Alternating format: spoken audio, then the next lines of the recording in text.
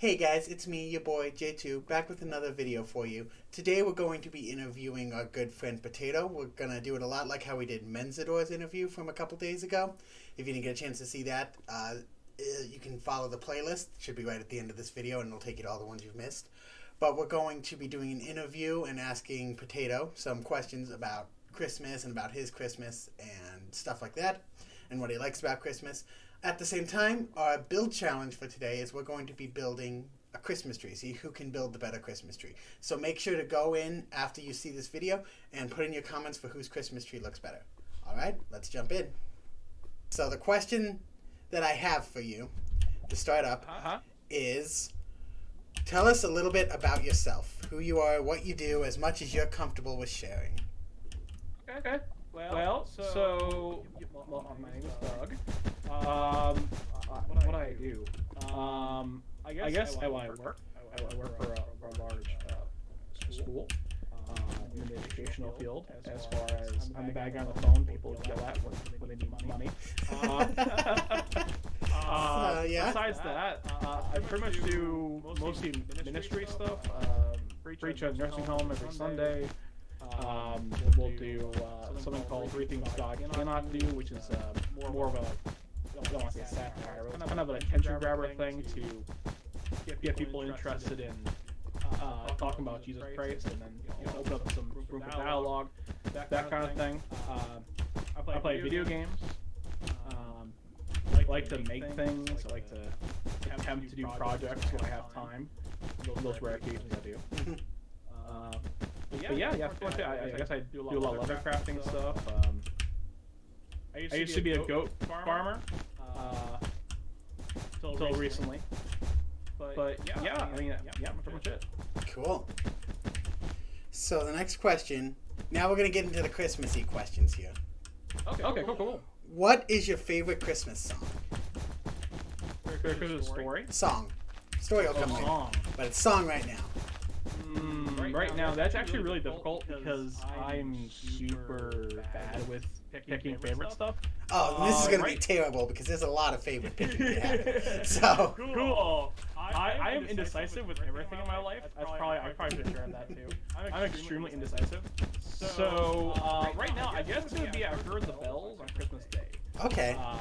Which primarily because I watched that movie and I tend to relate to things based off their story more. Like one of my favorite hymns is "As Well With My Soul" because the story behind it is so powerful. Yeah. That's I guess that's probably my pick, at least at this exact moment. Now that one, that hymn actually has a fun, not a fun story, but it's actually like really good as far as like the story of like why it was written, how it was written, all that stuff.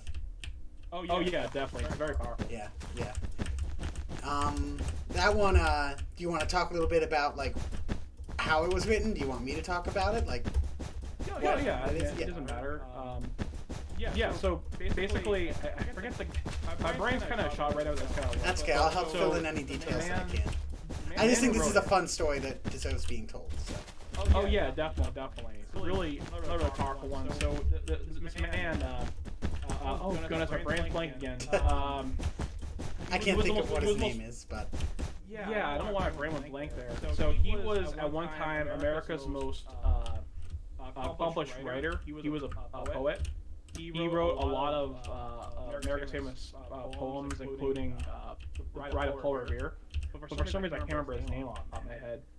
He wrote these awesome poems, and he's actually directly responsible for one of the reasons why there was a civil war in the first place, because his poems, they were the kind of like what they were used to kind of hail the war cries of the North.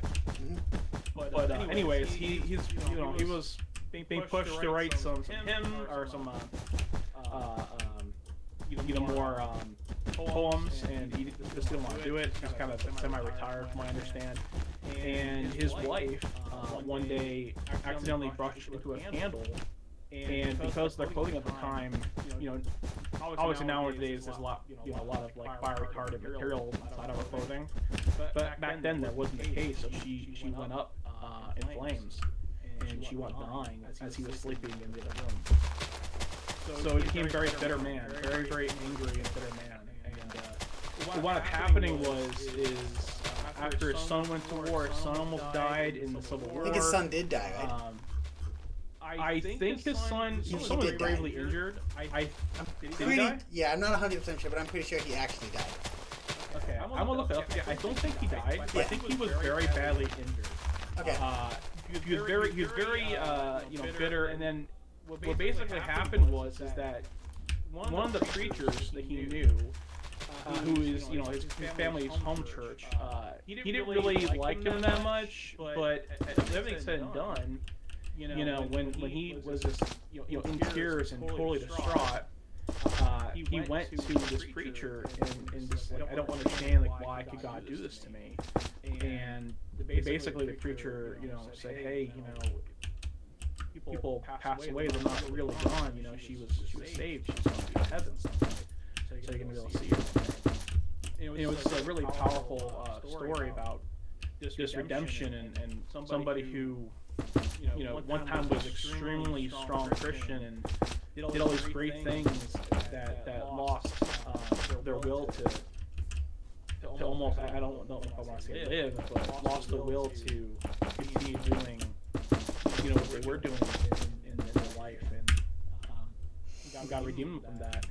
And even though this horrible stuff happened to them, they wound up being used by the Lord. He wrote I Heard the Bells on Christmas Day. It was actually one of the last things, I think it was the last Christmas or something, that his wife was alive.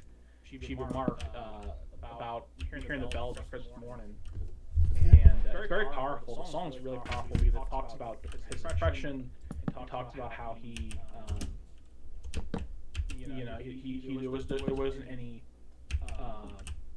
more peace or love or anything on earth anymore because his wife was gone.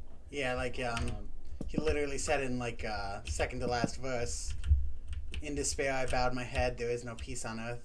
I said. Yes. There's no peace on earth like the wind towards men. Or no, I think it says it mocks or something. It's very powerful. For hate is strong and mocks the song. Yeah. Yes. Very true. Yeah. And I personally relate to that. I've gone through some stuff in my life, and I'm currently going through some crazy stuff in my life right now. And without God, I wouldn't really, honestly, I don't think there's much hope without God. And I've been bitter before too. And it's very powerful to see someone going through that, and God still redeemed them, and he was still used by God. Mm-hmm. I think something to note is on the last verse is it talks about I'm trying to think of what the lyrics are on that last verse. It says, "Then rang the bells more loud and deep. God is not dead, nor doth he sleep." Yes. Like that is when the power kicks in, and it's like, yo. Oh, for sure. Mm-hmm. Well, that's the thing. It's people, especially this time of year. Like I said, I'm going through some kind of crazy stuff, and it's hard. I used to be, I used to love this time of year, but now it's really difficult for me, and it's like that for a lot of people. So it's awesome to see, this man who was going through all this horrible stuff, worse than a lot of people go through. Just all of a sudden, God makes himself known to him and really speaks to him, and I think it's very powerful. Mm-hmm. Definitely. Yeah. The next question on the list: what is your favorite Christmas movie? Ooh, that's a good question. Yeah, that's why I asked it. Yes. Well, let me think here. I would say my favorite Christmas movie. I would say at this particular point probably the Santa Claus. The what? The Santa Claus. Oh, the Santa Claus. Okay. Yeah. Starring Tim Allen. I think that's probably. I think that's probably my favorite right now. Ask me next year, that'll definitely change. Yeah. Okay. So now the tough part of the question: why is that your favorite? Honestly, nostalgia. For some reason, I don't know why, that particular movie just brings me a lot of happiness. Okay. I don't know why. it's just one of those things like when I think about it, I was like, oh, that's a really awesome movie, a really fun movie. But yeah. Cool. What is your favorite Christmas story? Christmas story. Christmas story. Should I do the cop out? You know, Jesus Christ. Yeah, the story of Jesus' birth is on I would there. still stick with that. Yeah. Because you know, particularly, I'm kind of weird. I like reading the prophecies of during this time of year. Mm-hmm. So, like when they says that you just be well, let's just say that oh goodness, I just preached on this too. I have like a whole list of stuff in my car. But like when it says that that the Messiah would be come from Bethlehem and be called a Nazarene as well, and I think that's very powerful because like from the beginning of I think it was from the last prophecy. No, I'm sorry. From Abraham through when Jesus was born, it was 14th generation by 14th generation by 14th generation, which is approximately about 1,300 years. Mm-hmm. Which no other religion can say that there was a prophecy fulfilled that they can point to, and it's one of the reasons why I trust the Bible so much, Jesus so much, is that it doesn't take much. I would say it takes less faith to believe in that than in anything else, even like atheism or anything like that, in my personal opinion. Because all the evidence is there.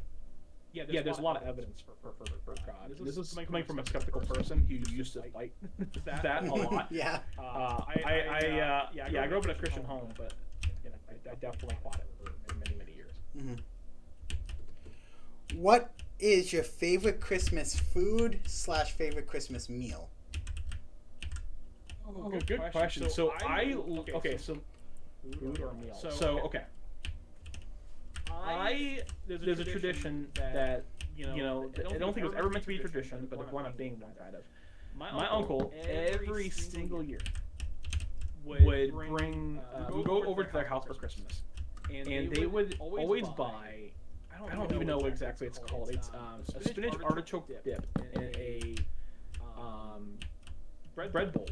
And for some reason, like that's to me, every Christmas I want that. That's like something I need to have because it just makes me feel like Christmas. Most of my family is very spread out right now, so a lot of them, they're no longer near me anymore. Mm-hmm. So it just reminds me of those kind of times. That's cool. It's nice to have that comfort food that you can go back to at any point. Yeah, definitely. I'm Spinach very family-minded. Love it. Yeah, and particularly in a bread bowl. Because I don't mind spinach artichoke dip, but pumpernickel bread bowl spinach artichoke dip is legitimately what I think of every year when I think of a Christmas food. Like I gotta get one every year. Yeah. Okay. I know it's super weird. No, not weird at all. What was the coolest Christmas present you've ever received? Dude, I remember when I got my Game Boy Pocket. I had a green Game Boy Pocket, and I remember when I got that. That was probably the most awesome thing ever. Yeah, I'm definitely sticking with that, man. That was the most excited Game Boy Pocket, you said? A Pocket. Yeah. Pocket. Okay, sorry. Yeah. Yep. Green Game Boy Pocket, which I no longer sadly have. When I moved to Virginia, I sold a lot of my stuff. That's one thing I sold. I regret it every day. Yeah. What is your favorite part of Christmas? Favorite part of Christmas. That's actually very sweet to me. Okay.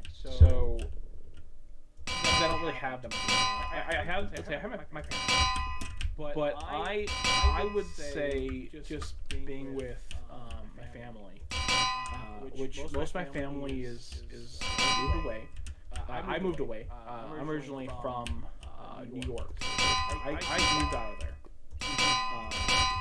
but so do most of them. So they're all throughout the country. So it's a little bit bittersweet now. Gotcha. So you don't have a favorite part of Christmas then, because everybody is moved out of the country? No, I wouldn't say I don't have a favorite part of Christmas, but that was definitely like when I think of my favorite part of Christmas, it was definitely be just be hang out with my family. Every year, my grandmother passed away a while back, but like it would be always over at my uncle's house. But my grandfather or my grandmother, I'm sorry, would be there, and we'd be hanging out under the tree. That's like what Christmas is to me. Every year is what I think of. But right now, I would suppose I like kind of chilling out. I like the lights that I unfortunately don't do a lot of. I like that whole atmosphere. Mm-hmm. I Okay. give really long, drawn-out answers. No, that's fine. Your answers are more concise than Caleb's, so it'll be a Oh. lot easier to edit this one. Cool. All right. Does your family, or I guess I could say because you don't see them a whole lot around Christmas, did your family have any really wacky Christmas traditions? To me it was. Yeah. So we used to do something called. A lot of people probably know it as a. I guess it's called white elephant is what it's technically called. But I never, I just never called it that. It was just what the Faulkners did. It was just it was just a traditional thing that we did. And everyone would buy a gift. It would set a price. Usually it was like $20. And we're like, okay, so we're gonna spend X amount of dollars this year on presents. And then we do we call it a passive gift. And then sometimes you get nothing that was good. A lot of times it was gag gifts. It was more of an experience. It was more of an experience. Yeah, for sure. Yeah. Now I am quite familiar with white elephant gifts, so. Yeah. It's definitely something not every family does, but honestly, it's actually really smart. You gotta learn how to Yeah. do that. Yep.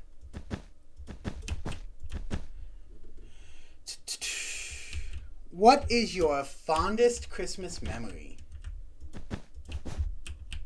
Okay, because my fondest Christmas memory, if I was going to say any of them, would be the year that my wife and I got married, and we were very, very, very poor that year.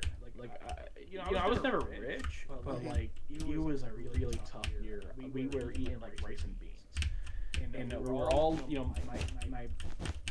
I moved out of my home state to work in a different state that was paying better job, but it was really tight, and I was living with my brother and sister-in-law and one of their friends. So we had a bunch of us living in this one house, and it was really just really tough. But what was really cool about it was it was like the first year Beth and I were together. It was our first Christmas, so it was just an amazing thing to remember. And kind of a bittersweet memory with a lot of crazy stuff has been happening last couple of years and stuff, but it's definitely my favorite memory for sure. Nice. Just being together with family and your wife and all that stuff. Yeah, for sure. That's great. A little bittersweet, that's life. It's. Yep, that's what it is. Yep. All right. It's life. It's what it is. It's what it is. Yep. Nothing else you can do about it. Yeah, for sure. Okay. We're at the last question on the list, so hopefully your tree's pretty close to done here. Got to answer really slowly. Yeah, I was gonna say, you can stall as long as you need to for it. And this one, it might be one that's easy for you to stall and draw out. What does Christmas mean to you? That's a very vague response. Like what does the holiday mean? Like, what do I feel about it? Christmas in general. What does it mean to you? I think it's in its name, right?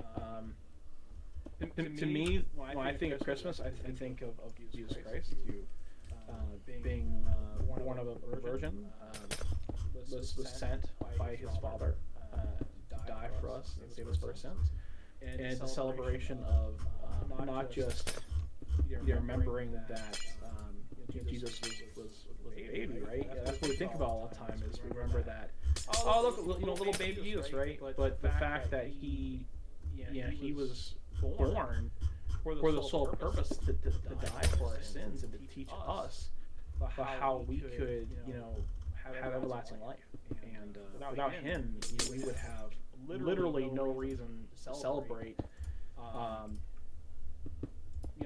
would just imagine, I just imagine the stuff I've gone through and some of the stuff my family has gone through, and there would be no reason to celebrate. We know, the song goes, "Peace on earth, goodwill toward men." It would be literally nothing. There'd be no hope. Jesus gives the only hope that we have. I know it might sound depressing for some people, but it's honestly it's true. It's without him we have nothing. Mm-hmm. That's how I think about it, anyways. But yeah. So you'd say that what Christmas means to you is that it is a time that we celebrate when Jesus came to earth, so that one day he could eventually give us some hope. Oh yeah, to give us the only hope, right? Yeah. I'm a super theological nerd. It gets me in trouble a lot. We're like, hey, this is how something works. I'm like, yeah, that's not how that works. Do you want me to dive into that? Like the reason why how I get to that point? As much as you want to. Like this is your interview. Okay. So. Okay. So if I don't like it, I'll just cut it out later. So. All right. Cool. You might cut this one out. So in the Old Testament, right? You had Saints of the Testament. That is 100% true. Well, the thing about it is when someone would die, right? You wouldn't be going to heaven right away. The Bible talks about something called the bosom of Abraham, right? Or Abraham's bosom, I should say, not bosom of Abraham. But it's a place where the Old Testament saints would go when they die. And this is actually where Catholics, early Catholics, got the idea of purgatory. My basic understanding of Catholicism is from this idea of the holding place, because there was at one point for the Saints of the Testament. And when Jesus came to earth and he died for us, it talks about that he actually went there. This is where when we talk to some pastors or whatever, they'll talk about how he went to hell. So Abraham's bosom is a place the Bible says right next to Shiloh, which is basically your the hell next door type of thing. So it wasn't like horrible, painful, whatever. It was just kind of a place where you were held until Jesus came to earth, and then he went down there and spoke to the Saints of the Old Testament, and they were accepting of him because they knew that he's come to take care of the sins of the world, right? That's what the Bible talks about. The main reason of Christmas is that we can have hope, that he can save us from our sins of the world, right? But that's kind of how where I get that from, and I always think of stuff like that whenever I think of Christmas time, and I guess I'm very much of a person who thinks of the reason behind something. Like I'm not a big fan of like Christmas bunnies or Santa Claus. Not that like I think it's evil or anything. Christmas bunnies? No, Easter bunnies. Okay. And like Santa Claus. I was really confused as to what a Christmas bunny was. Yeah, like I think it takes away from what we're celebrating, right? It's not that it's bad. It's that when I have kids, I'm Lord blessing me with kids, which I hope he does. I probably will do the whole thing with don't get in bed before Santa gets here, But at the same time, that's such a minute thing to celebrate, and humans like to talk about all that kind of stuff. We like to gift giving and the this and that, and it's distracting. Mm-hmm. So I really hang on to the reason behind it, but that's just me. Yeah. Lovely. Alright, we good? Good. I'm good. Alright. Oh my gosh, that song was horrible. I had a very bad start, but then I went with the angel approach. Alright, so for all our viewers, these are the two Christmas trees. Doug went with a very lovely setup. Definitely like the hanging stuff, like all the presents under it. Very nice. I didn't quite get to the presents. But, you know, that looks very nice. I went with the fireworks. I went with the traditional, you know, lights and dragon heads as you would put on a Christmas tree. So, yeah, you know. So those are our two Christmas trees. Feel free to, you know, message us in comments of which one you like better. And if you didn't see the one where Caleb and I made candy canes, feel free to go back and watch that one and leave a comment of whose candy cane was better there. Thank you so much for being here and for giving us a little bit of time so we can get to know you and talk with you a little bit more about what about Christmas and about you and all that fun stuff. So I wanted to thank you so much for coming. Well, guys, thank you so much for watching. I hope you enjoyed it. As I mentioned in the video, make sure you go through and leave a vote as to whose Christmas tree turned out better this time, whether it was mine or Doug's. And if you have missed any of our 12 Days of Christmas videos, they're all in the playlist. It'll be at the end of this video. And I hope that you guys will enjoy them. And I will see you tomorrow. Bye.